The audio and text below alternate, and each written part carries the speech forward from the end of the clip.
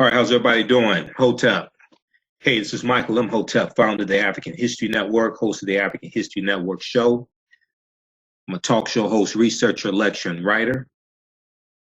It is Wednesday, January 9th, 2019, and we're live. So everybody share this broadcast on your Facebook page. Invite your friends to tune in also. Hope everybody's doing well today. And also shout out to my brothers of Phi Beta Sigma Fraternity Incorporated. Today is our Founders Day also. So I wanted to talk about this story. I saw some of these articles from January 8th, Tuesday, January 8th. And yesterday was so busy I didn't get a chance to do that. And more stories came out today. So I wanted to make sure I talked about it today. Okay. So because of the Surviving R. Kelly 6-part series that aired over 3 nights on Lifetime, January 3rd, 4th, and 5th, 2019, it has sparked at least one investigation and possibly 2 criminal investigations. We see in Georgia, a criminal investigation has been opened, and this information came out on Tuesday, January 8th, which was R. Kelly's 52nd birthday. Imagine that. Imagine that information coming out on your 52nd birthday. Okay. So we see in Georgia, we see a criminal investigation opened up, and also possibly in Cook County in Illinois also. All right. And then CNN, between yesterday and today, actually, CNN has an article from January 8th, which was updated January 9th, that a warrant was issued back in July 2018 for a former manager of R. Kelly as well. Okay, so we're going to talk about this. We're going to break this down for you. People share this broadcast on your Facebook page. Invite your friends to tune in also. And you know, I saw a lot of comments, on our Facebook fan page, the African History Network, dealing with some of the articles we posted, dealing with R. Kelly and Surviving R. Kelly. And at this point, after seeing the 6 installment series, at this point, if you are still defending R. Kelly, I think it's something really wrong there. You know, and if we're not willing to stand up and protect Black women, then what are we really doing? Okay, because there was one study I talked about on Monday when we dealt with the Centoya Brown story, and she was issued clemency from Governor Haslam in Tennessee. One study shows that 6 out of 10 African American women have been the victims of sexual abuse by age 18. Okay, so this is a big problem in our community, all right? And we have to address this, okay? So first off, News1.com had a really good article. R. Kelly reportedly under criminal investigation. R. Kelly reportedly under criminal investigation. And this is from January 8th, 2019. Okay, this is the first criminal investigation of the singer since Surviving R. Kelly aired. But I think there are going to be others. Because the documentary made a compelling argument. And also, this was a follow-up documentary. There was one from the BBC in 2018. I just watched that one last night. It's on YouTube. Okay, because I was watching different stories on Roland Martin's show and different stories about R. Kelly. And I also saw the interview that Kerry Kelly, the younger brother of R. Kelly, did with the sister Tasha, I think her name is, the Unwind show. And that's a really traumatic interview.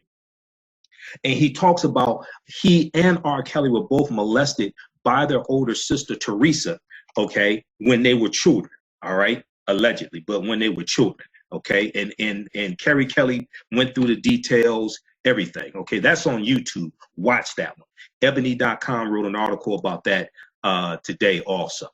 All right, now Surviving R. Kelly aired last week on Lifetime, and now R. Kelly on his birthday, his 52nd birthday, is reportedly under criminal investigation in the state of Georgia.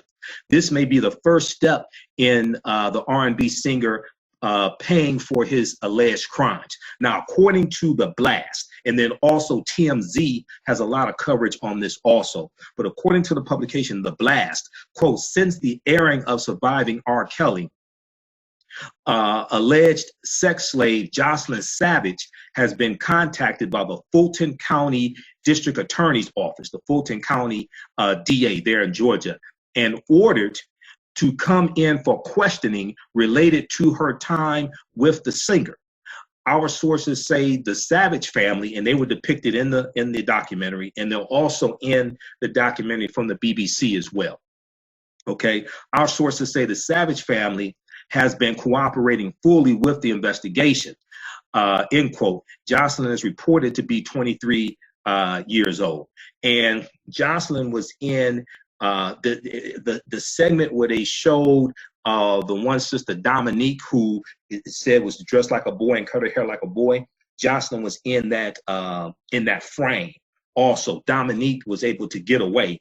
She went back to R. Kelly 3 days later, but she's back with her mother now. And they at the end of episode 6, they detail what happened to the girls afterwards once the cameras stopped rolling. Okay, all right. How's everybody doing? Let's continue. And then also, you know, we have to protect our daughter. We have to protect our daughters. We have to protect our sons also. Our sons are being victims of molestation as well, but it's primarily our daughters. And I'm the father of a 2-year-old.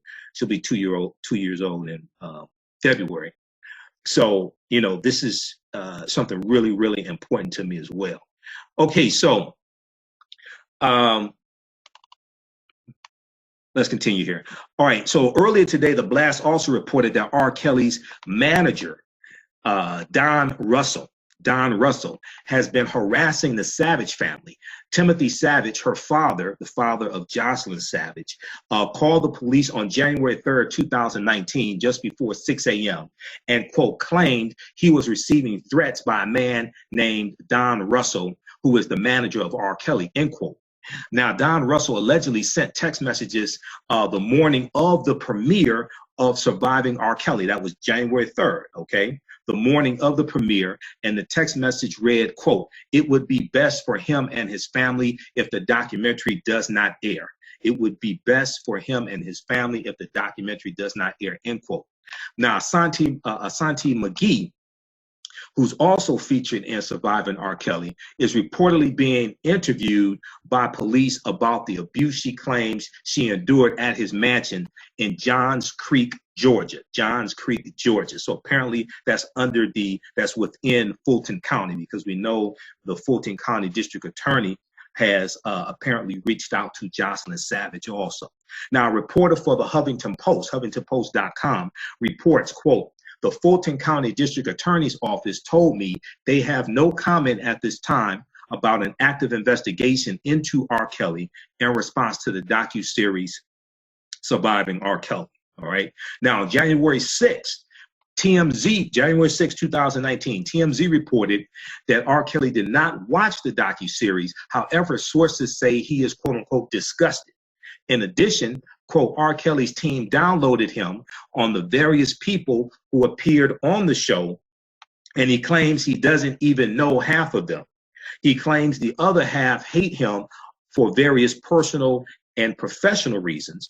R. Kelly also claims there were various people who wanted to go on camera and defend him, but producers shut them out. Okay, we'll come back to that in just a minute. All right.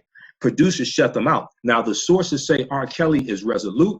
As one source put it, quote, he's going to sue everybody who had anything to do with this, end quote. So he should be careful, because they can have their attorneys put him under deposition, penalty of perjury, if he lies. So he can do that if he wants to, but he better be careful, because their attorneys can put him under deposition.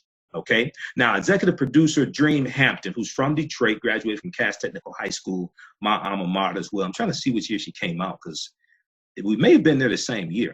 The docuseries detailed accounts from people in R. Kelly's circle, including his brother Bruce Kelly, who's in prison and was interviewed in prison. News1.com has an article dealing with why Bruce Kelly is in prison. You can check that out also at news1.com. And in the documentary, Bruce Kelly said that R. Kelly had a preference for young women. Okay, preference for young women. He said, I prefer older women. R. Kelly prefers younger women. What's the big problem? Okay. If he's allegedly likes underage girls, that's called statutory rape. That's called illegal. Okay. And then also we saw in the documentary singer Sparkle, R&B singer Sparkle, who's the aunt of the 14-year-old who was in the sex tape that was circulated in 2002, that led to a 2008 trial. We'll talk about that in just a minute, okay? And we know Sparkle testified in court as well. All right, so according to TMZ, it appears according to TMZ, picked up by news1.com. CNN has articles. I was reading articles from CNN, Washington Post, the Griot, news1.com, a number of different sources dealing with this. So if there are people and if there are artists who wanted to come forward and defend R. Kelly, but the executive producer, Dream Hampton and others would not let them come forward, then they can just go on their social media platforms and defend R. Kelly. They don't have to stay silent. If they were willing to come forward for the documentary, they can just go on their social media platforms and defend R. Kelly. R. Kelly can interview them if he wants to, but they can just go on their social media platform. So we'll wait and see if who does that and defends R. Kelly. We'll wait and see who does that. Okay. So, if you're gonna make an argument like that, that's easy. That's easy to back that up. They can just go on they can go on their Twitter, Instagram, Facebook, Periscope, and they can defend all they want to. All right, how's everybody doing? Okay, so let's go to this next article here. So Cook County State's Attorney, Kim Fox, African American sister. This is a bad sister, Kim Fox. She is apparently, she's reaching out to those who have alleged that they are survivors of R. Kelly, but also she said she held a press conference on Tuesday, and she said she has been contacted by those who are alleging that they are survivors as well. So the Griot.com has an article about this, as well as CNN.com. Surviving R. Kelly spurs follow-up calls from DA attorney for alleged victims' families.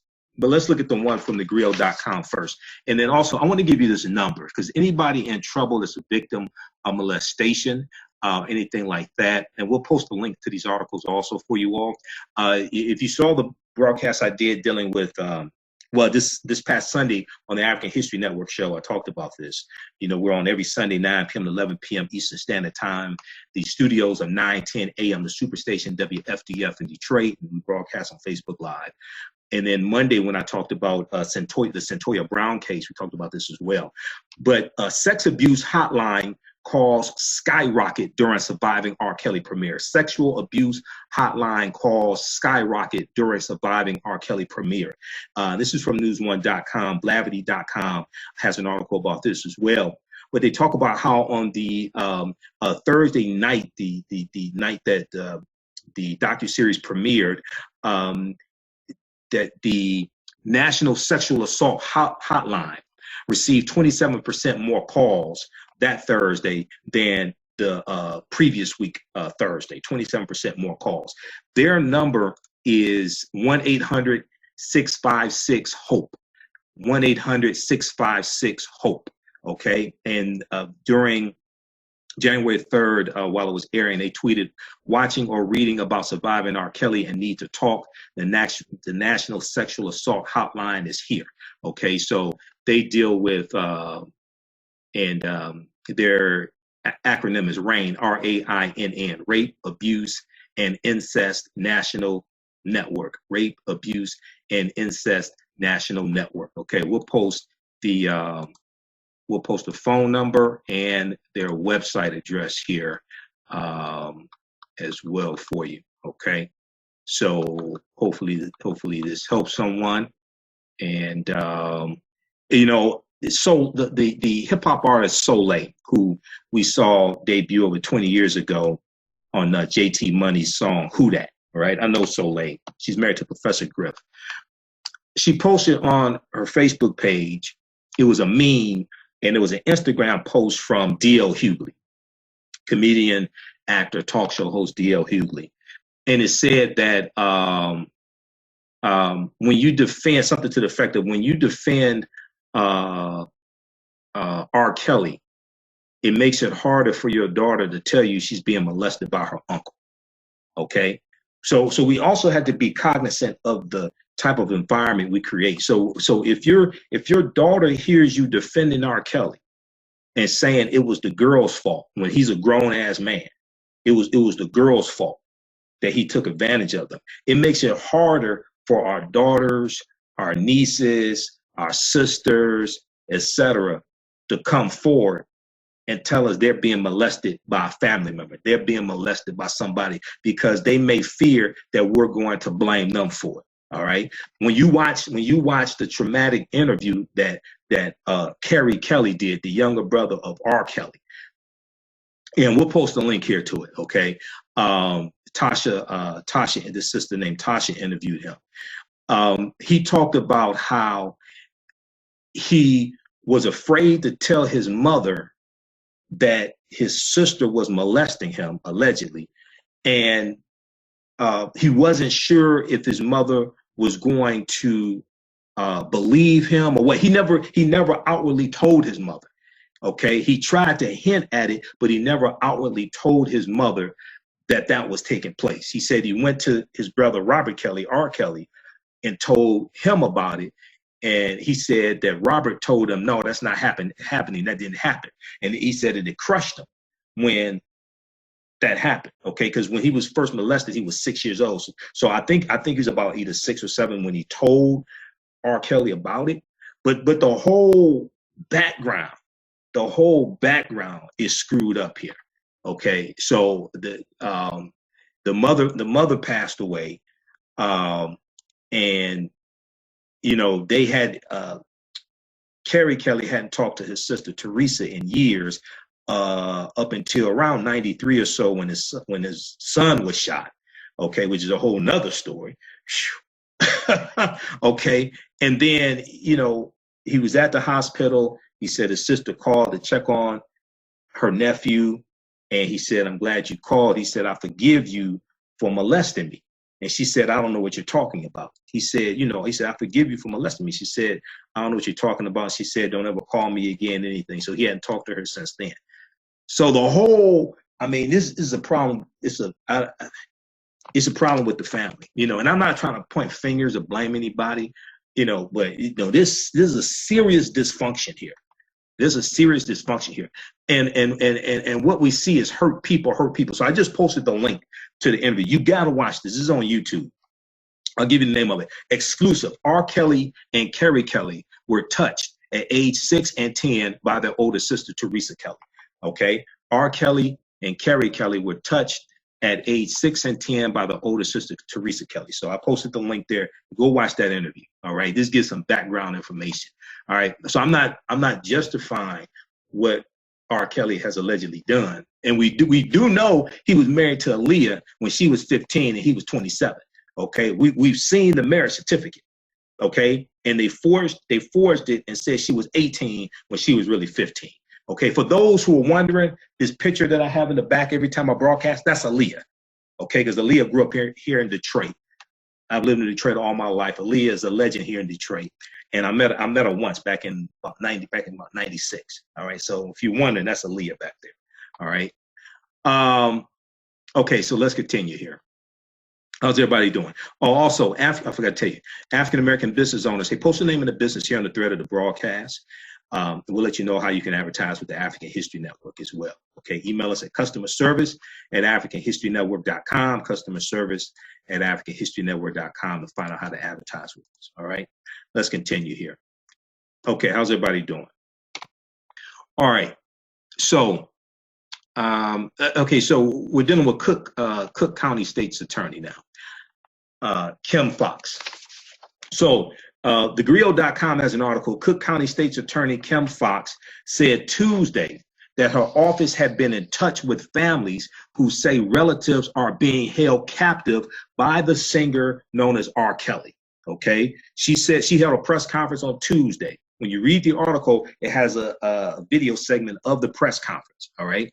She said that her office has been in touch with families who say their relatives are being held captive by R. Kelly. Just days after Lifetime aired a scathing docuseries about unchecked sex abuse by R. Kelly at his home in Chicago, the city's top prosecutor said Tuesday that she has been in touch with families who claim the singer is holding their loved ones captive.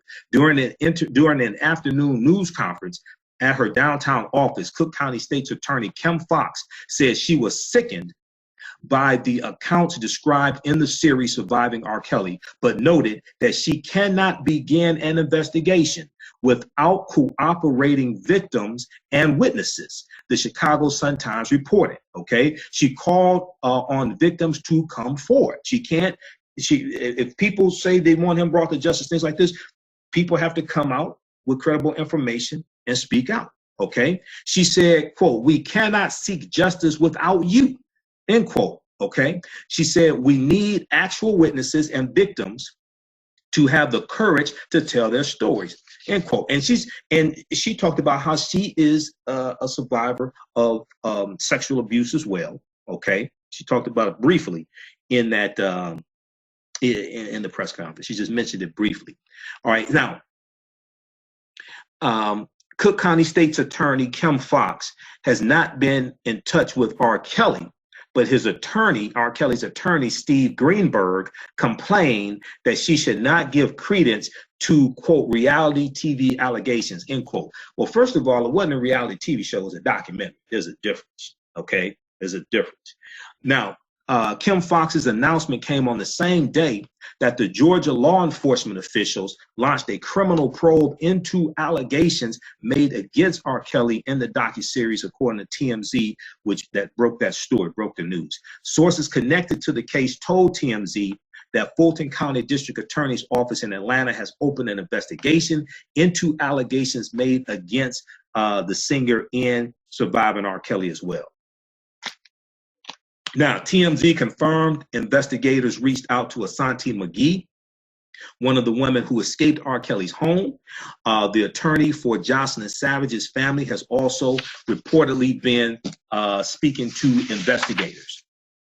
Despite decades of allegations of sexual abuse levied against R. Kelly, the music world and his fans have continued to celebrate the controversial singer, and downloads of his tracks have increased as well. Now, some people suspect that an increase in downloads, and Roland Martin talked about this on his daily digital show, Roland Martin Unfiltered. You know, we shared a live broadcast of it here on our Facebook fan page, the African History Network. Follow him at Roland Martin on Facebook and on YouTube. Now, some people suspect that the increase in the downloads and purchase of the music, but especially the downloads, comes from people realizing that in his music, he's been telling what he's been doing. And some people are listening, you know, because in the documentary, it talks about how he wrote, if I remember correctly, it said he wrote Age Ain't Nothing But a Number for Aaliyah, because he was Aaliyah's mentor. Barry Hankerson was the manager early on of R. Kelly. He introduced, and that was the uncle to Aaliyah, and he introduced Aaliyah to R. Kelly. And R. Kelly was like mentoring her early on. But Age Ain't Nothing But a Number, they broke it down, and I never like really thought about it like this, but the song is about an underage girl trying to convince an older man to go all the way and have sex with her. And then, you know, you hear some other songs. So then if he's telling what he's doing in his songs, and we know back in mid-2018, the 19-minute song I Admit came out, right? But then you have to ask the question, what was he trying to tell us in Trapped in a Closet? Because Trapped in the Closet was, first of all, there's about 30 parts to Trapped in the Closet. Okay, because I saw, I think last year, one of the Facebook pages I followed, they were showing, they used to show Cosby Show and all this stuff, but they were showing all these other parts to Trapped in the Closet that are videos I didn't even know existed. But Trapped in the Closet starts out talking about a man who's married to a woman in a relationship with another man. He's on the down low. So, was he really trying to tell us in Trapped in the Closet? You know, so you know, your body's calling me, seems like you're ready. So you got to go back and analyze these songs, you know. And I have a bunch of R. Kelly stuff on CD. You know, I haven't bought any R. Kelly in years. I'm not going to buy any, but I have a bunch on CD. You know, we need to go back and analyze this stuff because the music is programming.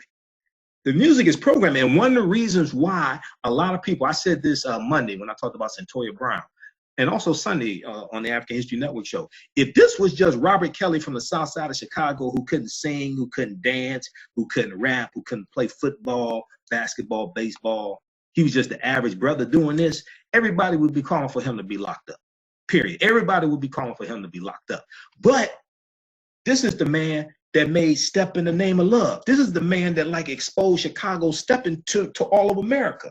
Okay, this is the man who said, I believe I can fly, and made us believe we could fly also. This is the man who talked about being the greatest. He's on the soundtrack of the Ali movie with Will Smith. Okay, so I mean, this is, you know, this is the man who wrote the remix to Ignition, hot and fresh out the kitchen. So when you have somebody that's on your playlist, when you have somebody who your memories going back 20 years, right? His music is associated with memories, fond memories that you have. Oftentimes it's hard for people to disassociate the heinous acts of this person from also the genius of this person at the same time. Both can be true. Somebody could commit heinous acts and be a musical genius all at the same time. Just because they are a musical genius does not mean they are good. Okay? Both can coexist at the same time. So we have to be able to disassociate that. All right. And then Monday on Tom Joyner's show, because, you know, Tom Joyner's in a documentary. Tom Joyner, the fly jock, host of the Tom Joyner Morning Show. Tom Joyner, somebody called in. Well, no, somebody sent a text message in to the show because they don't take calls anymore. And they said, why do your affiliates still keep playing R. Kelly music? Because Tom Joyner, in 2018, Tarana Burke, who's the founder of the Me Too movement, he had her on a show doing an interview with him, and she was talking about the MuteRKelly movement. And she said, Tom, one of the things you can do to help us is to stop playing R. Kelly's music on your show. He said, okay, I'll stop. But he revealed Monday two things. Number one, he said, when she asked me to stop playing his music, and I said I would, he said, I hadn't played R. Kelly's music in like a year. Okay, number one. Number two, but he said that when the affiliate radio stations, the different R&B stations that carry his show, when they take surveys of people of like, what's your favorite songs are, what songs do you want to hear on the radio station? Okay. He said a third of the songs are R. Kelly songs because R. Kelly's catalog is so huge. His hits are so huge. The number of hits he had. He said a third of the songs that a lot of these R&B stations, when they take surveys of listeners, the songs that they want to hear on the radio, he said a third of those songs are R. Kelly songs. So he was saying this is one of the reasons why a lot of these radio stations still keep playing R. Kelly music. So what has to happen is the listeners have to call the radio stations and say, stop playing R. Kelly. Okay? Stop playing R. Kelly. And if that doesn't work, then what happens is that the listeners and probably team up with colorchange.org, because colorchange.org right now, they're trying to get RCA to drop R. Kelly from their record label. to cancel this contract. Team up with colorchange.org and team up with the MuteRKelly movement and put pressure on the advertisers of the radio stations that still play his music to say, look, okay, we spend X amount of dollars with you on an annual basis, and they're still playing this music from this man. We want this to stop. Because if you put pressure on the advertisers, it's going to stop. You put pressure on the advertisers, it's going to stop. I tell you that right now. All right. Okay. So let's continue here. How's everybody doing? All right. Okay. So we cannot seek justice without you. Chicago's top prosecutor urges R. Kelly's victims to come forward. This is Cook County State's Attorney Kim Fox, African-American sister. And she became the Cook County State's Attorney there in Illinois. She replaced Anita Alvarez. Anita Alvarez is the attorney who took 400 days to bring charges against Officer Jason Van Dyke for the killing of Laquan McDonald. And you have everything on video. And what happened? Grassroots organizers, Black Lives Matter organizers, things like this, they organized and they ran Kim Fox against Anita Alvarez, and people came out and voted for Kim Fox, and they removed Anita Alvarez from that position. And now you have a sister who is the Cook County State's Attorney. Okay. All right. So more and more people are realizing that it's not just about mayor and city council. We have to go after these district attorney positions and county attorney positions, the county prosecutors. Okay. So she said, we cannot seek justice without you. We need actual witnesses and victims to have the courage to tell the stories. All right. Now, despite decades of allegations of sexual abuse levied against R. Kelly, the music world and his fans have continued to celebrate the controversial singer, and downloads of his tracks have increased as well. After the Lifetime series aired last week with heartbreaking testimonies from women detailing vicious beatings and sexual abuse, TMZ reported that the embattled R&B singer planned to, quote unquote, expose his accusers on a new website called survivinglies.com. Now, this past Monday afternoon, a Facebook page with the same name, Surviving Lies, was launched and quickly removed by Facebook. Facebook said that it violated their community standards, okay? And there was an article from, oh, that's a different article. You can read this one if you want to. I'm not going to go deep into it. TheGrill.com, January 9th, 2019. R. Kelly survivor reveals that the R&B singer enjoys penetration during sex. It gets weirder and weirder day by day. So Lisa Van Allen was on The Breakfast Club. She was interviewed on The Breakfast Club, and she talked about that. I ain't gonna get deep. No, I won't say deep into it, but I'm not gonna deal with that one. All right, we ain't gonna deal with that one. Let's see here, but that's from thegrill.com. You can check that out yourself. All right, let's continue here. Okay, so then CNN, January 9th, has an article, Surviving R. Kelly spurs follow-up calls from DA attorney for alleged victims' families, okay? Surviving R. Kelly spurs follow-up calls from DA attorney for alleged victims' families. Surviving R. Kelly spurs follow-up calls from DA attorney for alleged victims' family says, all right? And we'll talk about this a little bit, but I want to go, next I'm going to go to the article dealing with R. Kelly's former manager and a warrant that was issued for his arrest back in July of 2018, okay? And then Washington Post has a really good article that ties all this stuff together as well. And it deals with also the 2008 court case as well, okay? Dealing with the sex tape. All right, so R. Kelly could be facing an investigation in Georgia after an airing of the Lifetime documentary. I want to skip over some of the stuff that's redundant here.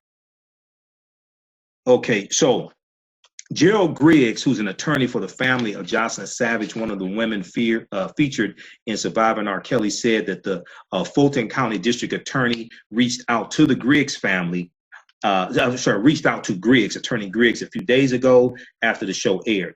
Attorney Griggs said the Fulton County DA is conducting an investigation into R. Kelly. Chris Hooper, the public information officer for the Fulton County DA, said he had, quote unquote, no comment after being asked if there was an open investigation of R. Kelly in Georgia. All right. Now, Attorney Griggs said he was asked to provide a list of witnesses in regards to events that allegedly took place in R. Kelly's house in the northern Atlanta suburb of Johns Creek in 2017. CNN has reached out to R. Kelly's attorney, Brian Nix, who's a different attorney than Greenberg, apparently. And because the other attorney was Steve Greenberg, they talked to a Brian Nix for comment. Surviving R. Kelly revives scrutiny of long-standing allegations against the R&B singer who's originally from Chicago. All right. So in the documentary, we saw musician John Legend, #MeToo founder Tarana Burke, and talk show host Wendy Williams. R. Kelly's lawyer told Billboard magazine that the documentary was filled with false allegations and suggested the subjects are defaming his client for personal gain, Okay. And then they talk about Chicago prosecutor, Cook County State's attorney, Kim Fox as well. All right. Now, Stephen Greenberg said there's nothing there. When you fish for this kind of stuff, the riffraff come out and you end up with wrongful accusations. Okay. Now, the family of Jocelyn Savage has claimed she is having a sexual relationship with R. Kelly and that she is being manipulated by him into cutting off contact with the outside world. Jocelyn Savage responded to the claim in a video released in 2017 in which she denied she's being held by the Grammy Award-winning singer. Okay. And then they talk about 2017 and January 3rd. Okay, so January 3rd, Timothy Savage, the father of Jocelyn Savage, filed a police report alleging he was receiving harassing calls from Don Russell, whom he called R. Kelly's manager. According to a copy of the police report obtained by CNN, Don Russell threatened Timothy Savage with retribution if he continued to support the documentary Surviving R. Kelly. All right, and we talked about that as well. In 2017, R. Kelly was accused of having a sexual relationship with a teenager. At the time, R. Kelly's publicist denied previous allegations, saying they were, quote, made up by individuals known to be dishonest, end quote. Now, during a screening of the documentary Surviving R. Kelly in December of 2018, we all may remember this, the theater was evacuated. The theater was evacuated after the venue received a threatening phone call that turned out to be non-credible. I wonder who made this phone call. Okay, attendees of the screening, including R. Kelly's accusers and prominent social justice activists depicted in the film, they were at the screening. Okay, so I wonder, I don't know what was behind that. All right, so that's from CNN from Wednesday, January 9th. Surviving R. Kelly spurs follow-up calls from DA attorney for alleged victim, family says. All right. And then we have another one from January 9th. It originally came out January 8th. It was updated January 9th, 2019. Warrant issued for R. Kelly's former manager. Warrant issued for R. Kelly's former manager. This is from CNN.com, okay? How's everybody doing? Share this broadcast on your Facebook page. We'll come to some of your questions here in just a minute. I'm Michael Imhotep, founder of the African History Network, host of the African History Network show. Follow us here on our Facebook fan page, The African History Network, as well as on our YouTube channel, Michael Imhotep, all right? And then also, You can donate to the African History Network as well if you like this type of information. You like type of information we share. PayPal.me/the AHN show. PayPal.me/the AHN show. An African American business owner, post the name of your business here on the thread of the broadcast, and email us at customerservice@africanhistorynetwork.com. We'll let you know how you can advertise on the audio podcast of our radio shows and broadcasts we do throughout the week. Okay. First month is 50% off. Second month is free. Customer service at AfricanHistoryNetwork.com. All right, so this story was a crazy one also, because the past 2 days there's a lot of this stuff has been happening, and we know January 8th was the 52nd birthday of R. Kelly. Warrant issued for R. Kelly's former manager, CNN. Okay, CNN has learned that an arrest warrant was issued over the summer of 2018, for R. Kelly's former manager, James Mason, after James Mason was accused of threatening to kill the father of Jocelyn Savage, okay, one of the women featured in Surviving R. Kelly. Okay, so Jocelyn Savage's father is Timothy Savage. We saw them in the documentary. She's the one in 2017. The video was released of her saying she's fine. She's not being held hostage. She's there with R. Kelly of her own free will. All right. She was also in the frame along with the girl who was dressed like a boy and haircut like a boy. Her name was Dominique Kramer. All right. Her mother ended up getting Dominique out of that hotel. We saw it in episode 6, and Dominique went back to R. Kelly 3 days later, and then she's back with her mother. All right. But there was an arrest warrant issued in July of 2018 for the May 2018 incident. Okay. So after James Mason was accused of threatening to kill the father of Jocelyn Savage, one of the women featured in Surviving R. Kelly. So the incident, which allegedly took place in May 2018, was reported by Timothy Savage to Henry County Police. Timothy Savage claims his daughter is being held against her will by R. Kelly, and James Mason threatened him for speaking out about it. Now, reached by phone on Wednesday morning, January 9th, 2019, James Mason told CNN he, quote unquote, had no comment and referred additional questions to his attorney. In an incident report obtained by CNN, Timothy Savage stated that James Mason said, quote, "I'm going to do harm to you and your family. When I see you, I'm going to get you. I'm going to effing kill you," end quote. The case was presented to a magistrate judge who issued a warrant in July of 2018 citing, quote, "terroristic threats and acts," end quote. Terroristic threats and acts. The warrant is assigned to the sheriff's office. Now, Jocelyn Savage's family has claimed she is having a sexual relationship with R. Kelly and that she's being manipulated by him into cutting off contact with the outside world. And when you've heard story after story after story after story of these alleged survivors, they talk about the manipulation. They talk about the control. They talk about the physical abuse. They talk about having to get permission to eat, having to get permission to leave the house or whatever it is, having to get permission to go to the bathroom. Okay.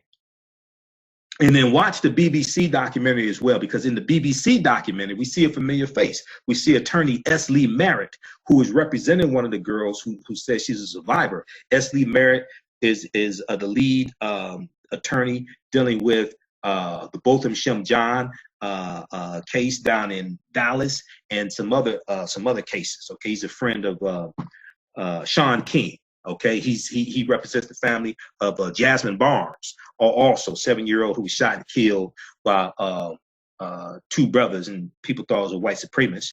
So hopefully we still care about this when we find out 2 brothers did the killing, not a white man. I'm just saying. All right. So S. Lee Merritt is in the BBC documentary dealing with R. Kelly, and the Savage family's interviewed in there, and some of the other familiar faces of the survivors. And he talks about how R. Kelly uses a pimp mentality to manipulate the girls. And he talks about how he preys on girls who are vulnerable, just like a pimp does. His words, not mine. Okay. But I've known some pimps and I agree. All right. So So her father says they haven't heard from her in about 2 years.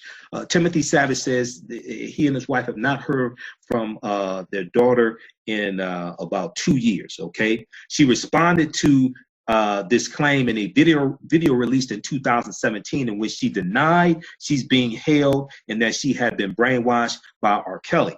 Quote, I just want everybody to know, my parents and everybody in the world, that I'm totally fine. I'm happy where I'm at and everything is okay with me, she said. And see, another pattern that we see is the girls being cut off from their family, phone numbers being changed. When you hear story after story, you hear about this as well. And when they're cut off from their family, what that means is that they're more dependent upon R. Kelly. This is deep. All right, so that's from CNN. Okay. Warrant issued for R. Kelly's former manager, January 9, 2019. Okay.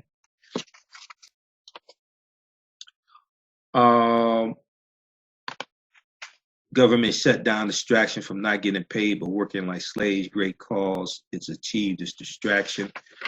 All right. How you doing, Gunjaman? And then that's Neferatan Ray. Okay. And then a lot of people are, you have a lot of TSA agents who are calling off work. First of all, just quickly go listen to the show I did Sunday. We have it here on Facebook and it's on YouTube. Go listen to my Sunday show, and I broke this stuff down about this fake wall. Okay, because the wall was never supposed to be a wall. The wall was created as a mnemonic device. A mnemonic device in 2014 by Donald Trump's advisors, Sam Nunberg and Roger Stone. And it was created for a man who doesn't like to read from a teleprompter. Okay, he doesn't like to read, period, but doesn't like to read from a teleprompter, and he has a short attention span. And it was designed to remind him to talk about immigration. That's how the whole wall thing came about. It was never supposed to be a physical wall. Okay, so this whole shutdown is ridiculous. It is because Trump is a coward, and he yielded to Rush Limbaugh and Laura Ingraham and Ann Coulter and a lot of these right-wing media nuts. Okay, who said if you don't get the wall, you're going to lose your supporters. Okay, basically. So that's why he reversed his position. He said he wasn't going to sign the bill that passed the Senate, the bipartisan bill that passed the Senate. And now you have the shutdown, and we're going into the 20th day of this nonsensical shutdown. This is his fault because he's an idiot. He doesn't know how to negotiate. I call him Donald Trump, the dummy, deceitful dictator. This is one of the worst presidents we've ever had. He doesn't understand how to negotiate. He thinks he's a king. Okay. And you have real people, 800,000 employees out here who are not getting paid, but then they have families, and then you also have businesses that rely upon the business from these people, and they're not getting the business as well. So this is having a wide-ranging impact. All right. So go check out that broadcast that I did Sunday. We'll post a link here for it also, because I'm trying to find the link from Sunday's show. Okay, what date was that? All right, so let's continue here. No, I'll post it when we get done here. All right, a mnemonic device, and we'll post the article here for you also, dealing with. It was an article from the New York Times called "How Build the Wall is Boxing Trump In." A mnemonic device is a memory technique. It could be an acronym. It could be something, it could different types of techniques that you use to remember something. Okay. And, when you read memory books dealing with how to improve your memory, they talk about mnemonics. Okay. So the way I remember the 6 states that the U.S. received from Mexico in the Treaty of Guadalupe Hidalgo of 1848 is Cancun, Colorado, Arizona, New Mexico, California, Utah, Nevada, Cancun. Okay, so a mnemonic is a different types of memory techniques. All right, the wall was created in 2004 by his advisors, okay, when he was contemplating running for president, okay, when he was contemplating running for president. And they created that because he's an idiot, okay, before it became the chief. So the name of the article, How the Border Wall is Boxing Trump In, New York Times, January 5th, 2019. Before it became the chief sticking point in a government shutdown drama that threatens to consume his presidency at a critical moment. Donald Trump's promise to build a wall on the southwestern border was a memory trick for an undisciplined candidate. As Trump began exploring a presidential run in 2014, his political advisors landed on the idea of a border wall as a mnemonic device, MNEMONIC, a mnemonic device of sorts, a way to make sure their candidate, who hated reading from a script, but loved boasting about himself and his talents as a builder, would remember to talk about getting tough on immigration, which was to be a signature issue in his campaign. Quote, how do we get him to continue to talk about immigration, end quote. Sam Nunberg, one of Trump's early political advisors, recalled telling Roger Stone Jr., another advisor, quote, we're going to get him to talk about he's going to build a wall, end quote. This thing was a fraud from the start. This thing was never supposed to be built. This thing was a fraud from the start. Yeah, mnemonic, not demonic. Mnemonic. We just posted the article here. All right. Okay, so then we have the big article from Washington Post. In the aftermath of surviving R. Kelly. Is this the right one? Yeah. In the aftermath of surviving R. Kelly, prosecutors seek any witnesses or victims. Prosecutors seek any witnesses or victims. So this is from January 9th, 2019. And in the article, you know, it talks about how 1.9 million people tuned in for the January 3rd premiere of Surviving R. Kelly. And they talk about how the episodes, which came at a time of public reckoning with sexual misconduct, sparked renewed interest in allegations of Kelly dominating social media for days and prompting calls to Cook County prosecutors, etc. They have a response from Gerald Griggs. Let's see here. Gerald Griggs, an attorney representing the Savage family, the family of Jocelyn Savage, who claims their daughter Jocelyn is being held against her will, told CNN the Fulton County District Attorney's Office reached out to him about the docuseries aired. A spokesman for the prosecutor in Georgia said the office is not commenting on the matter at this time. Now, the plea from the Cook County prosecutor partially demonstrates the lack of criminal charges against R. Kelly. Okay. Quote, this isn't one of those situations where it's just forensics. We need actual witnesses and victims to have the courage to tell their stories. Okay. To tell their stories, Kim Fox said. Now, Kelly, whose relationship with women has been publicly scrutinized ever since it was revealed that at 27, he illegally married his 15-year-old protege, Aaliyah, has long denied wrongdoing. Steve Greenberg, an attorney representing R. Kelly, told the Associated Press on Tuesday the Lifetime series, quote, Lifetime series is, quote, another round of stories, end quote, used to fill reality TV time. It's not a reality TV show, it's a documentary. He also told the Wire service it is inappropriate for a prosecutor to characterize allegations before an investigation or charges. All right. So the singer, whose real name is Robert Sylvester Kelly, first shot to fame in the 1990s, and is one of R&B's most successful artists. His high-profile 2008 child pornography trial was a media sensation and quickly became pop culture fodder. All right.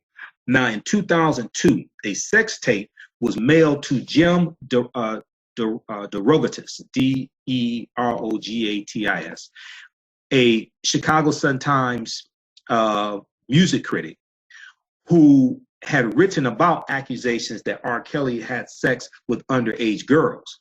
He turned the tape over to authorities who launched an investigation and filed charges. Okay, so this is how we found out about the tape. The tape was sent to the Chicago Sun-Times reporter in 2002. He turned it over to authorities.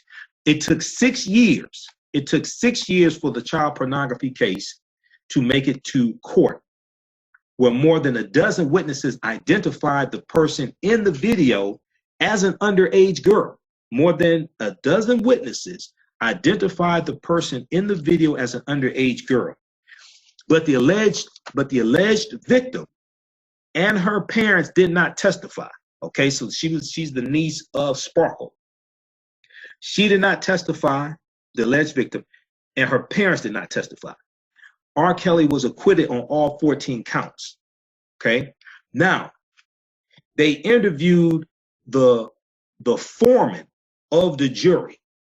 Okay, on that case, his name is Jamon Mitty, I guess it is, or Mighty, M-Y-T-T-Y.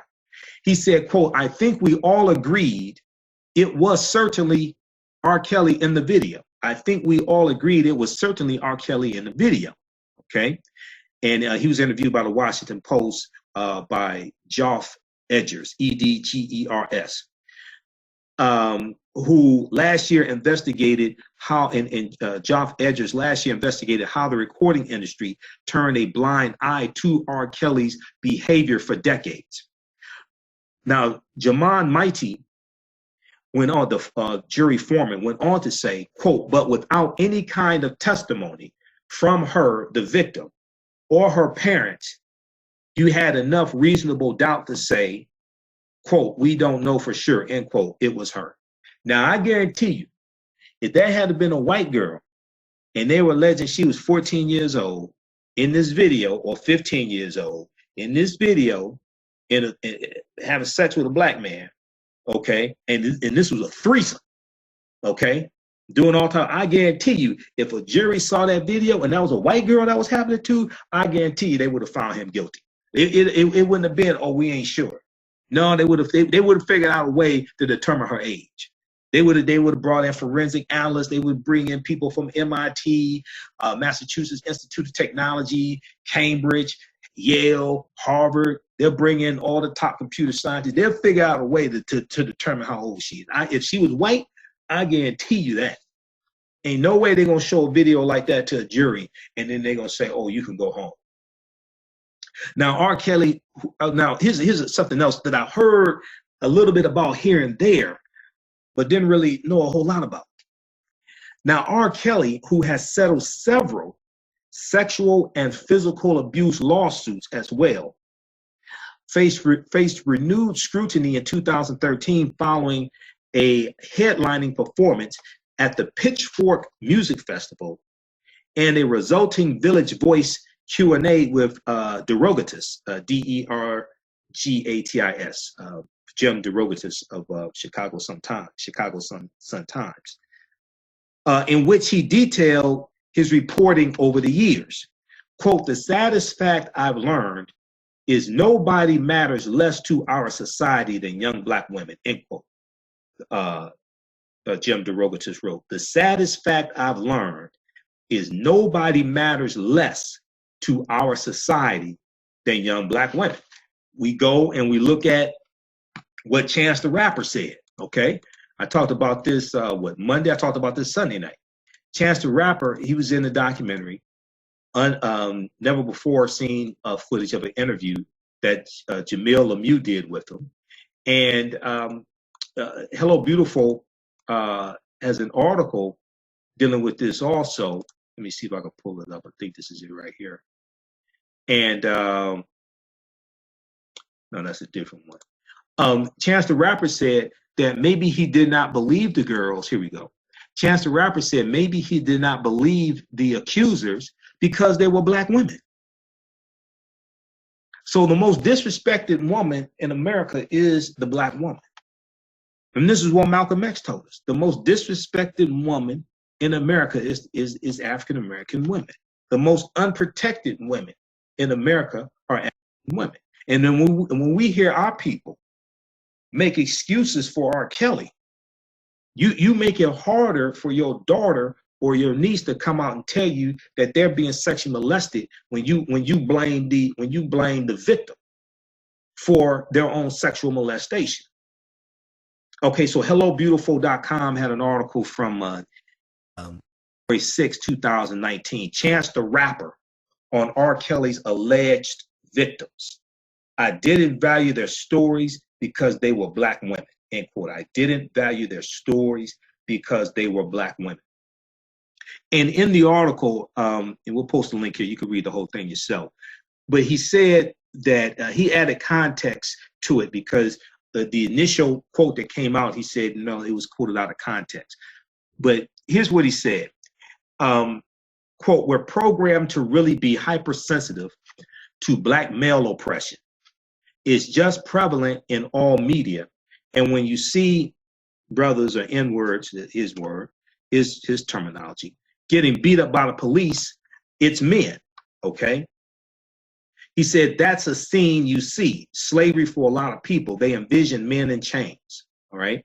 He went on to say, quote, but Black women are exponentially a higher oppressed and violated group of people just in comparison to the whole world.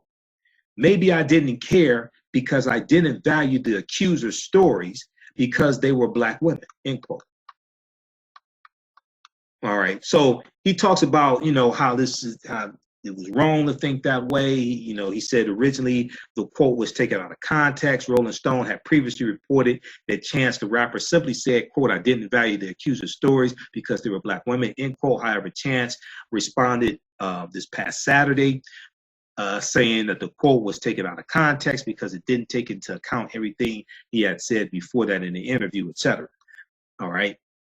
But African American women being dehumanized is historical. Coming out of slavery, this is historical. Now, but if we understand history, prior to the transatlantic slave trade, African women were seen as beautiful all around the world, basically, all around the world. African women were worshipped in Europe. It was the Black Madonna and Child. The Black Madonna and Child was worshipped all throughout Europe. They had statues of the Black Madonna and Child, which becomes the white baby Jesus and white Mary. We go back into antiquity. We go back into ancient Kemet or ancient Egypt. We go into Nubia. We go into Abyssinia or Ethiopia. African women were worshipped all around the world. Not just deities of African women, but African women themselves. And then today, African American women are the most disrespected women in America. And negative corporate control hip hop helps to facilitate that. Negative corporate control hip hop helps to facilitate that. That's why we have to change the music. Because when we change the music, it changes the rhythm, it changes the frequency, it changes the programming of our people, especially our youth. All right. So check out this article here from HelloBeautiful.com also, dealing with Chance the Rapper. Okay, let's continue here. Okay, so the saddest fact I learned is nobody matters less to our society than young Black women. For many who are only aware of the accusations, that came out during the 2008 trial, the reporting was revelatory, okay? It was very revealing. 4 years later, amid the hashtag Me Too movement, and after another popular entertainer, Bill Cosby, okay, America's dad, Bill Cosby, was arrested on years-old sexual assault claims, Jim DeRogatis published a BuzzFeed.com report in which former girlfriends and others painted a picture of celebrity controlling the lives of live-in sexual partners.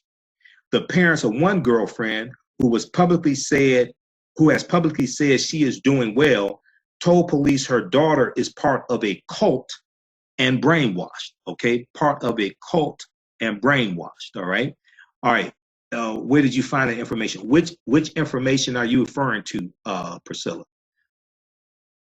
Okay. And see, this is why we have to reclaim African history and culture. African history and culture gives you your foundation. It gives you your values, your interests, and your principles, as Dr. Leonard Jeffries and Professor James Small, two of my teachers, correctly teach us. It gives you your history and culture, gives you your values, your interests, and your principles. Okay. And this influences your economics and influences your politics. But it gives you a cultural paradigm that you see reality through. All right. And we have largely been taught to see reality through the eyes of Europeans because African history and culture has been stripped away from us. And we see that in this society, white women are put up on a pedestal. Okay. And we see that unfortunately, many of our sisters have been taught to be Black white women and taught to acquiesce to a European standard of beauty, to have any type of self-esteem, self-worth. Okay, this is why to be quite honest, this may go outside the circumference of some people's awareness. You watch some of my previous broadcasts, I break this stuff down. When we look at Lil' Kim, go back and watch the broadcast I did about Black China, about reality TV star Black China going to Black Nigeria to promote the White Tenacious Skin Lightening Cream. Go watch that video I did breaking that down and relating it to history. And then at the same time she's going to Nigeria, Rwanda is escalating its crackdown on 1,342 brands that are prohibited skin bleaching and skin lightening creams in Rwanda. Because skin bleaching and skin lightening creams are an epidemic in Ghana, Nigeria, South Africa, Rwanda, Togo, and some other African countries. Because white supremacy is a global system, even on the continent of Africa. Even on the continent of Africa, they're dealing with this. And this is a holdover from colonialism. Okay? And this is why we have to take our minds back. Bantu Stephen Biko, one of our great South African freedom fighters, said the most potent weapon in the hands of the oppressor is the mind of the oppressed. The most potent weapon in the hands of the oppressor is the mind of the oppressed. So we must take our minds back. Okay? And we take our minds back, we have to protect our women. And you look at my shirt, it says, I love my history, I love my culture, I love my people, I love me. If you've been taught to hate your history, you're going to hate yourself. If you've been taught to hate your history, you're going to hate yourself. Black people being worshipped by Europeans. I mean, you can read something like The Destruction of Black Civilization by Dr. Chancellor Williams. You can read Christianity Before Christ by Dr. John G. Jackson. You can study. I mean, when you go and study the mythology coming out of Greece and Rome, that was largely based upon mythology coming out of ancient Kemet, out of ancient Egypt. When you study Zeus, the king of the gods, it tells you Zeus came from Ethiopia. Ethiopia was never conquered by the Greeks. It tells you Zeus came from Ethiopia. When you study Hercules, Hercules was originally Black. This is why we have to understand. This is one of the reasons why I created the African History Network in 2010. Okay? Your thoughts create feelings. Your feelings create actions and behaviors. Your actions and behaviors create results. Your thoughts create feelings. Your feelings create actions and behaviors. Your actions and behaviors create results. So we must take our minds back. Okay?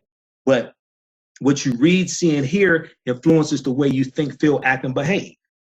What you read, see, and hear influences the way you think, feel, act, and behave. Okay? So this is why history is so important, not just for Kwanzaa. Kwanzaa is very powerful.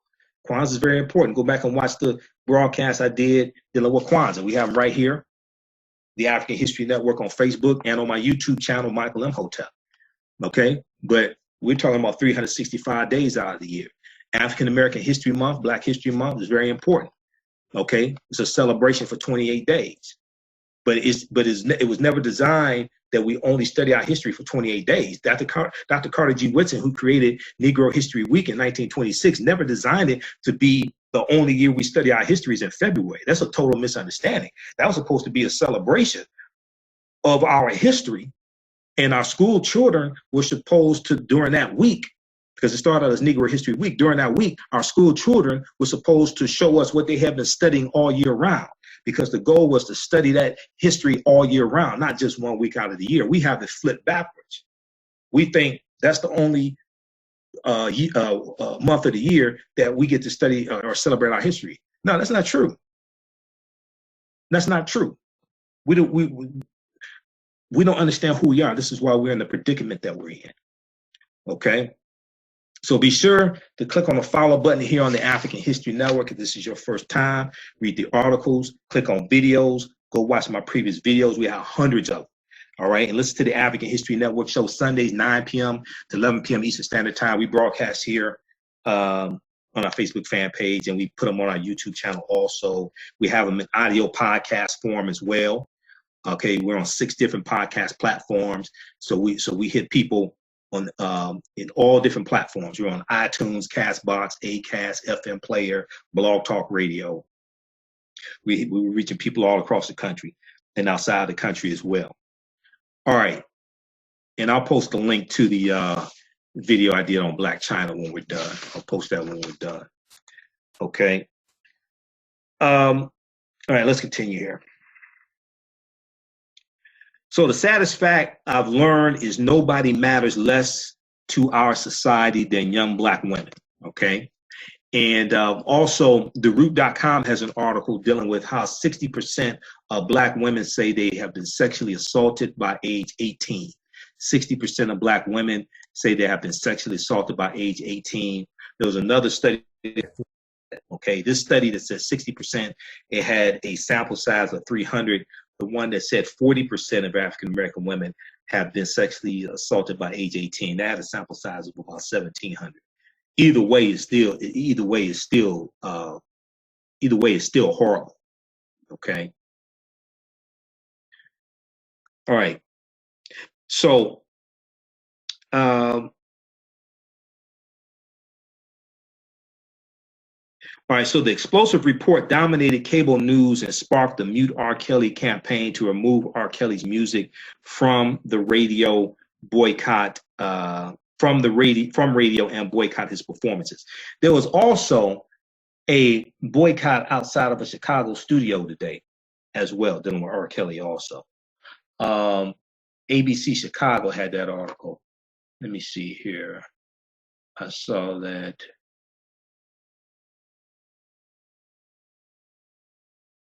All right, let me see if I can pull that up also. All right, so John Creek's police conducted well-being checks in 2016 at 2 Atlanta area homes, okay? 2 Atlanta area homes owned by R. Kelly, and following the BuzzFeed report announced, quote, no further investigation is being conducted at this time, end quote. And Tim Fox, the Cook County state's prosecutor, confirmed Tuesday that Chicago police had conducted a wellness check at one of R. Kelly's homes. Also in 2018, a woman filed a complaint with Dallas police that R. Kelly had given her a sexually transmitted disease. A representative for R. Kelly said he, quote, categorically denies all claims and allegations, end quote, related to the complaint. The TMZ has a story about that. That case was closed by the that case was closed by the Dallas police. Okay, or they're in Dallas. That case was closed by the Dallas police because she lives in New York. It looks like it's a jurisdiction issue. Okay, she lives in New York, and she's been advised to file the complaint in the city that she lives in, okay, or at least the state that she lives in. TMZ has a story about that. All right, let's see here. Okay, now R. Kelly's management told the Washington Post in a statement in 2018 that the singer has quote, the singer quote has close friendships with a number of women who are strong, independent, happy, well cared for, and free to come and go as they please. Okay.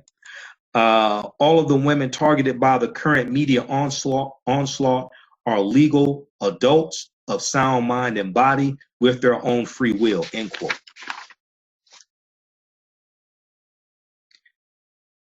Now, the closest R. Kelly has come to publicly speaking on the accusations against him came in the form of a 19-minute song he released in 2018. It was mid-2018, June or July, called I Admit. And in it, he says, they trying to lock me up like Bill, end quote, probably a reference to Bill Cosby. Okay. Yeah, be careful what you wish for now. Wow. Okay. So NBC man who claims his daughter. Okay. So we got this story here from NBC News just 6 minutes ago. Let's look at this one here. Man who claims his adult daughter is held against her will by R. Kelly alleges he was threatened. Okay. So this deals with Timothy Savage. We talked about that. And that was just posted in the last 7 minutes. NBC News website, NBCnews.com. Okay, so yeah, this is not going away. All right.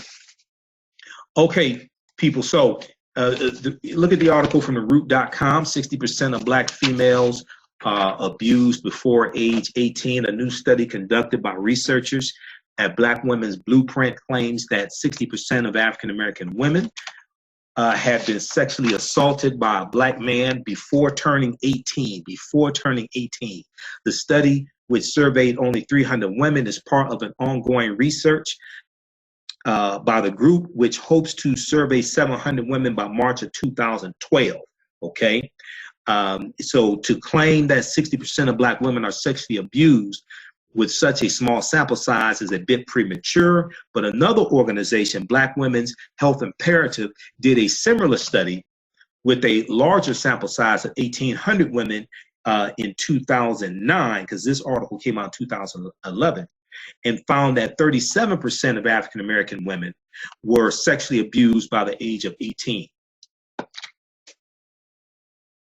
Now that's just by the age of 18. So if 37% are sexually abused by the age of 18, then by age 35, what do you think it is? 50, 60%? Okay, so check out that one. And then they have another story. They have a link to a story from BET.com as well. Okay. All right. How's everybody doing? And if you like this type of information also, be sure to follow us here on our fan page, the African History Network. We have all types of information here. We focus on educating, empowering, and inspiring people of African descent throughout the diaspora and around the world, because right now it's correct wrong behavior. You can also register for the online courses that I teach. They're all on demand, and you can watch them around the world. We have a 10-course online bundle pack. Right now, it's regularly $130. It's on sale $40. Okay, and that's running for a couple more days here.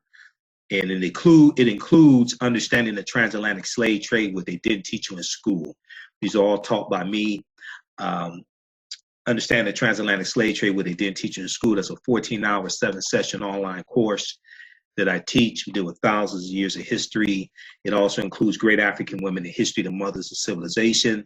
An online course I did dealing with the film Black Panther and some other ones as well. Okay, so and that's all at AfricanHistoryNetwork.com also, but we'll post a link here on the thread of the broadcast. All right.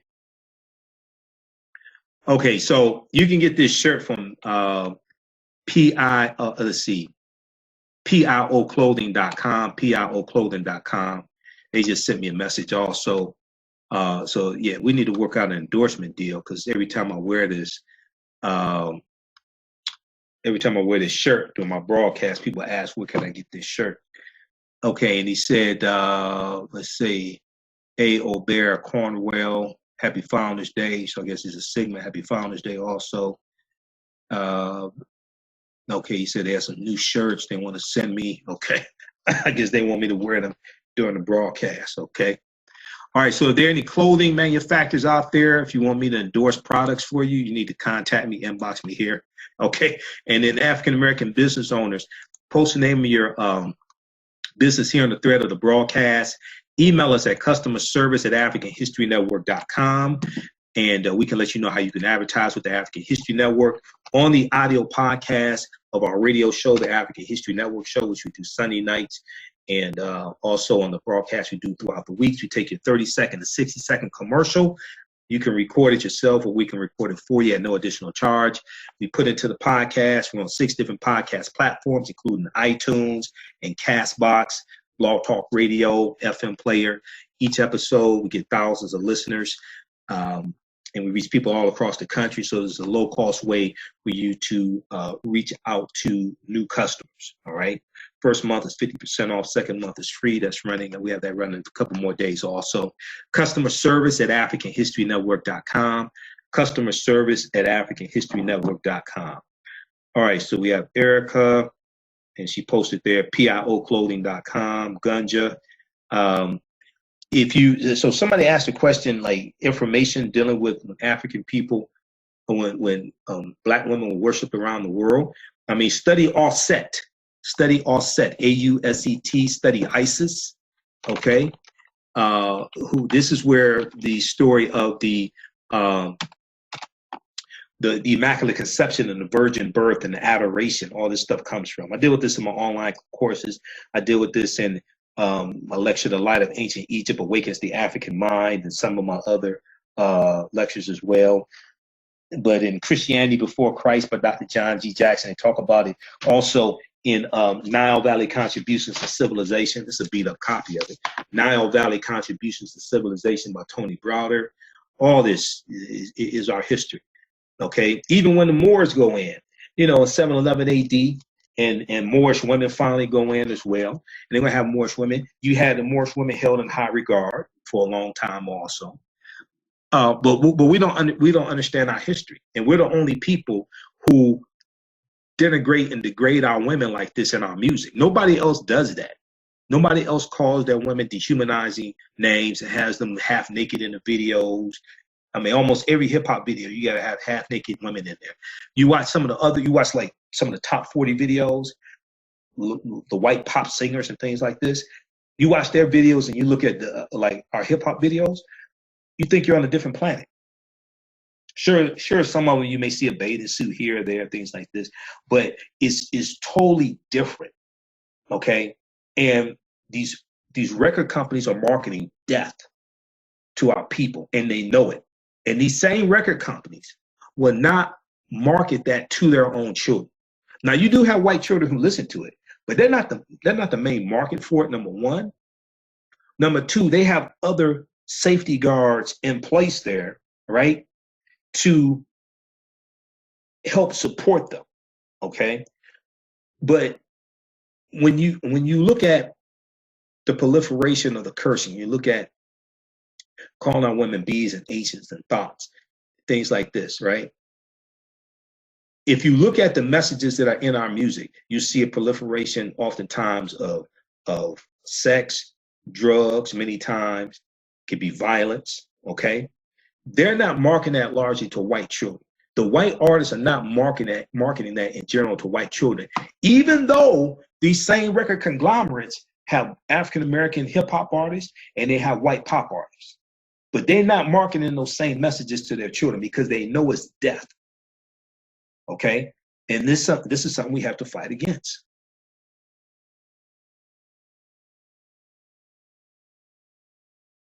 All right, white women with big butts and lips are considered beautiful, but black. Yeah, well, see, it's cultural appropriation. But even in their videos, you don't usually find women crawling around on the floor. You usually don't see stacks of money and money falling from the sky. And a lot of our hip hop videos is like every other video will take place in a club. A lot of times a strip club. Okay, when you watch a lot of their videos, you don't see that. They're sending us this programming. Okay, so this is why one of the things we have to do is look and see where our pension fund dollars and our 401k dollars, see which companies they're invested in, and divest from the entertainment conglomerates that put out negative corporate control hip hop. We have to redistribute the pain through targeted, sustained economic withdrawal. Okay, a lot of people are invested in privatized prisons and gun manufacturers and also entertainment companies through their pension funds and don't know it. All right. That's a whole nother conversation, but there's a lot of information dealing with this.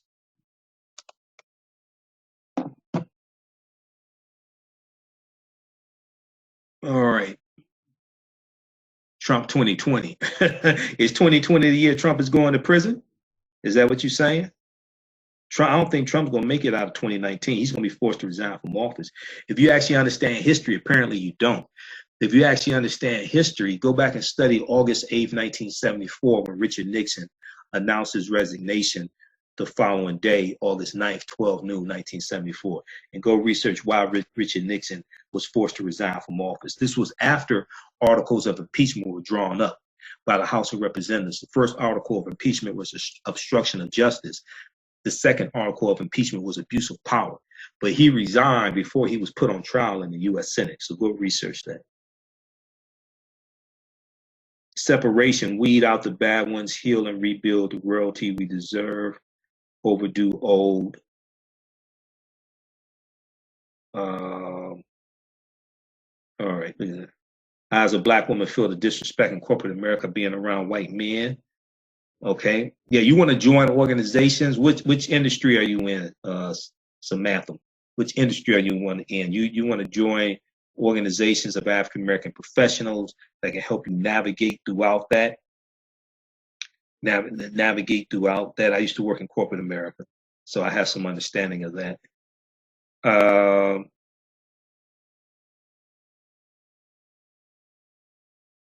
Let's see here. What I don't understand is if R. Kelly, the king of R&B, is so bad, and we all heard of at least the 2002 tape, why do women continue to pursue him? I don't know. You have to ask those women. I'm not one of them. You have to ask those women. What happens is a lot of women are enamored by fame and the power and things like this. Now, after that documentary, if people watch that, it'll cause a lot of people to be cautious. And there are a lot of things that I didn't know that I saw in the documentary.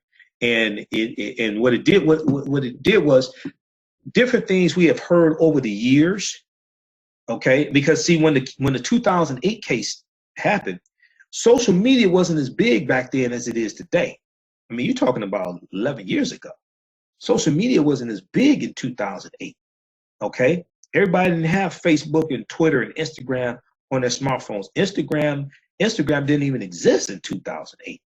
All right, I'm not sure if Twitter did, but Instagram didn't even exist in 2008. So, and what it did was it pulled all of these stories that we heard, and it pulled all the alleged victims and all that together, and one after another, after another, after another, after another, pulled all that stuff together.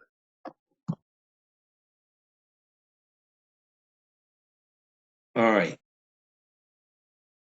Nixon did not win the Senate, so you might want to rethink your point on that.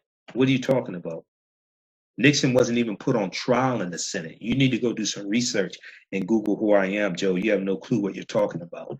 Nixon resigned from office before he was put on trial in the Senate because Senate Republicans went to Nixon and said, we've seen the evidence against you, and if this goes to the U.S. Senate, because that's where the impeachment trial is held. You need to go read your U.S. Constitution. That's where the impeachment trial is held. They said that if this goes to trial in the Senate, you're going to be found guilty. This was after he turned over the Nixon tapes to the prosecutor, to the special prosecutor. Okay, so you're on the wrong page. You need to go do some research. You say MySpace has been around since day one. Okay.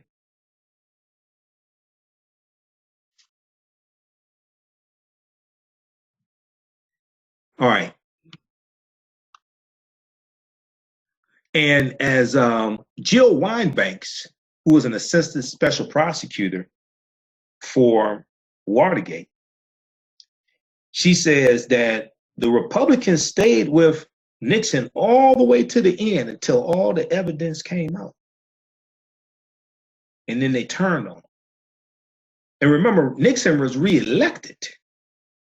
Nixon was reelected in 72, because it was, or 73. Nixon was reelected. Okay, with the election of 73, and the term started in the election was in November 72, I guess it was, and then the term starts in January of 73. But he was reelected. And then all this stuff came out. And when he lost the case and had to turn the Nixon tapes over, because that went to the U.S. Supreme Court, he had to turn the Nixon tapes over. It was all over, because they had the evidence that he tried to use the CIA to get the FBI to back off of the Watergate investigation. That's called obstruction of justice. So it doesn't matter whether or not Trump has the U.S. Senate now. Personally, I think Trump does not want to be put on trial in the U.S. Senate, because somebody who told 7,546 false or misleading statements in the first 700 days of their presidency, the last thing they want is to be put on trial, penalty of perjury, and that trial will be broadcasted. And if you actually do some research, you'll find out Trump never wanted to be president. The plan was to launch Trump TV. He didn't think he was going to win. That's why he didn't have an acceptance speech written the night of the election. He only had a concession speech. And Tony Schwartz, who's the ghostwriter for The Art of the Deal, because Donald Trump did not write The Art of the Deal. Google Tony Schwartz. Tony Schwartz has been saying Trump has been looking for a way out. Trump never wanted to be president. The goal was to gain some more publicity and launch Trump TV. That's what the goal was. He never thought he was going to be president. And running for president is going to be the worst thing he ever did in his life. It's going to bring about his downfall. All right. Okay, guys. Hey, Sunday, January, what's Sunday? Is that the 12th? 13th. Sunday, January 13th, my guest will be Dr. Claude Anderson, author of Black Label White Wealth, and author of Powernomics, and author of the Black History Reader. What is it called? A Black History Reader, 101 Questions You Never Thought to Ask. He'll be my guest on the African History Network show, Sunday, 9 p.m. to 11 p.m. Eastern Standard Time. Visit his website, powernomics.com, powernomics.com. And he has a bundle pack of, I think, all 5 of his books and the DVD as well. So support Dr. Claude Anderson. But we're going to talk about the Us Too movement. So you have a Me Too movement, hashtag Me Too. We're going to talk about the Us Too movement, okay? Dealing with African Americans and putting our issues first, not against anybody else, but putting our issues first. And he'll talk about a Pan-African agenda as well, dealing with Black Americans working with Africans on the continent of Africa for economic development, things like that, okay? So if you like this type of information, please support the African History Network. Visit our website, africanhistorynetwork.com, africanhistorynetwork.com. All of my DVD lectures are there. We have bundle packs. We have digital downloads also, because more and more people are asking for digital downloads, right? So we have the Black Panther 8 digital download bundle pack.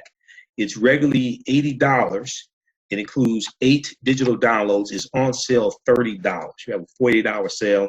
It's on sale $30. Everybody should jump on this. And it includes a 9th presentation, which is my Kwanzaa presentation. And that deals with from Kwanzaa to Wakanda. From Kwanzaa to Wakanda, reconnecting African Americans to African culture for self-empowerment. But this this Black Panther 8 digital download bundle pack includes 3 of my lectures dealing with the film Black Panther. where I deal with the African cultural influences in the film, how the film relates to African history, African language.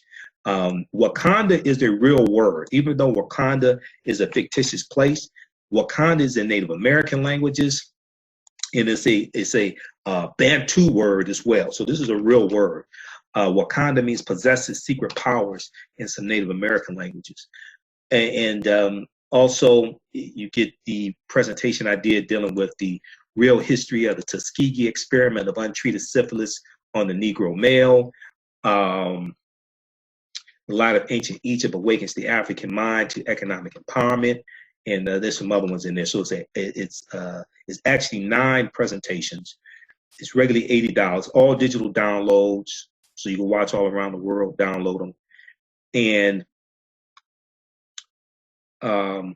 it's on sale $30 regular. Okay, you get African American resistance in the era of Donald Trump, voter suppression, reparations, and how elections have consequences. Malcolm X 50 years later, why is he still relevant? In the light of ancient Egypt awakens the African mind. I deal with ancient Egypt. I deal with the Africans known as the Moors. I deal with Osset, Osar, Osset, and Heru, who the Greeks called Osiris, Isis, and Horus. I deal with the first Holy Trinity, the origins of the Immaculate Conception story, all of that stuff. Let's see, Nick, you're on the wrong page, Nick. You know, I like it when trolls come on here because you people show how ignorant you are. Kwanzaa is a real word, and so is Wakanda. So you should learn how to use Google, Nick, before you come on here. Okay? Because you're probably a Donald Trump supporter. You keep, every time you people open your mouth, you show how ignorant you are. All right. So Wakanda is a Bantu word. Wakanda is a Bantu word. So is Kwanzaa. Okay. These come out of African languages. All right. So Wakanda helps to reconnect African Americans to African history and culture.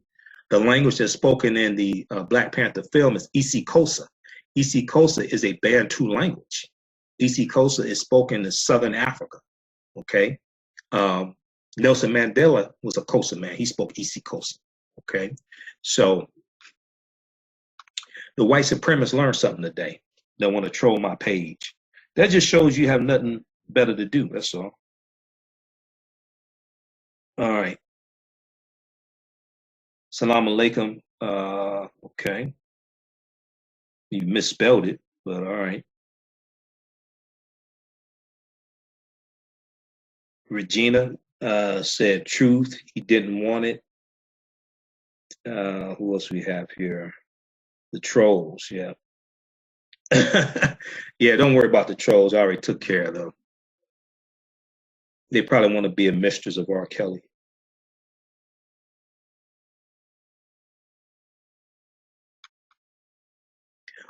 All right. Okay, guys, look, we have to get out of here.